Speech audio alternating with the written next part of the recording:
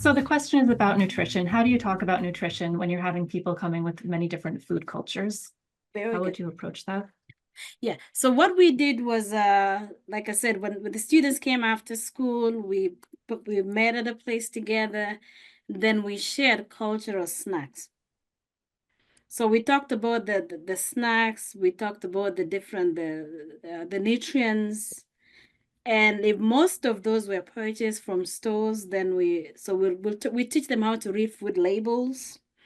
And then we had nutritionists come in. So we'll come in there, we'll sit down, give the kids healthy nutrition, healthy fruits and snacks, and then talk about it and some of the snacks to eat and not to eat.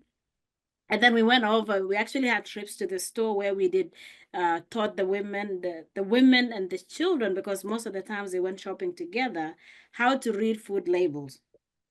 It was interesting because one of the afternoons we had a group of mountaineers, and this lady was giving a baby soda in a bottle. So we asked, they said, wow, this is not healthy. They said, well, when we were in Vietnam, when we were in the mountains of Vietnam in the refugee camps, we didn't have access to soda. We didn't have access to a lot of these hoodoo's and noodles. And then all of a sudden you're telling us that this stuff is not healthy.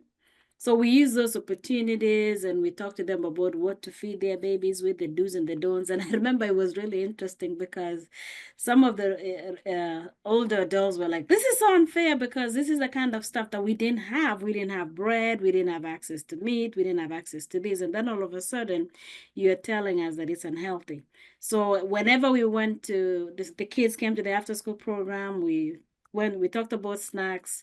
And then on weekends, when we had soccer and we had basketball meets, then we'll bring healthy snacks and we take trips to the stores and talked about how to read food labels. We even had gardens. We rented gardens through the Parks and Rec where we grew healthy vegetables. So we'd go to the market together with the women. We'd go to the market on Saturday morning and shop and taught them how to store the fruits and vegetables. So we did all kinds of activities. We went to their markets. We went to the markets, indigenous markets. We went to the stores and we went to the regular stores and told them the why and the how and then how to prepare food. And then we had lessons on food preparation. So some Saturdays we'll come in and the kids are playing outside and we talked about how to prepare healthy food. So it was a lot of fun. Thank you. Yeah, that's such a wonderful answer. Thank you for sharing.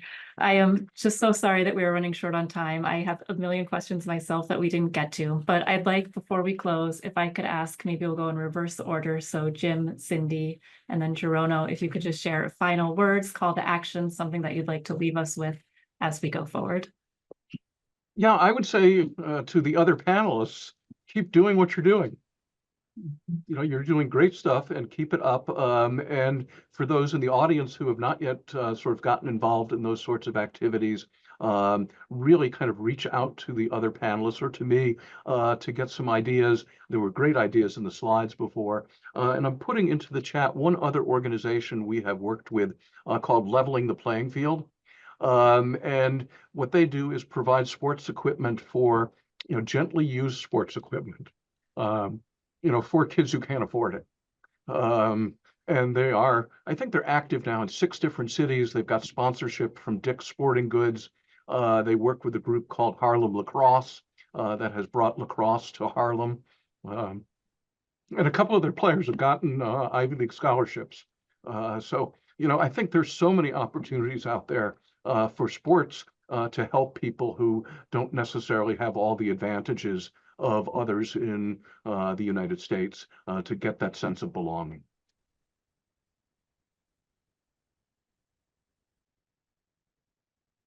Thank you. Cindie, how about you?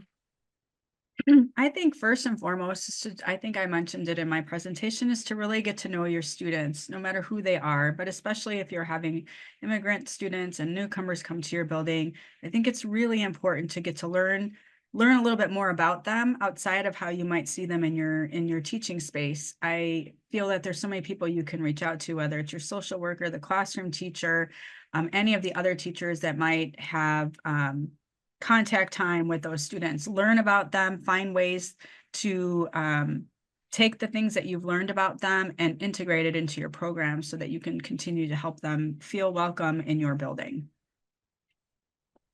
Thank you. Jerono? Great. Thank you so much, colleagues. I think I would close by saying that it takes a village to raise a child. So let's look at who is missing in the village and let's see how we can work together, because I'm one person, like I said, I was raised in the village and it just makes such a huge difference. So let's be that village that can empower, encourage, and support our newly arrived immigrant students in our schools and community. Thank you.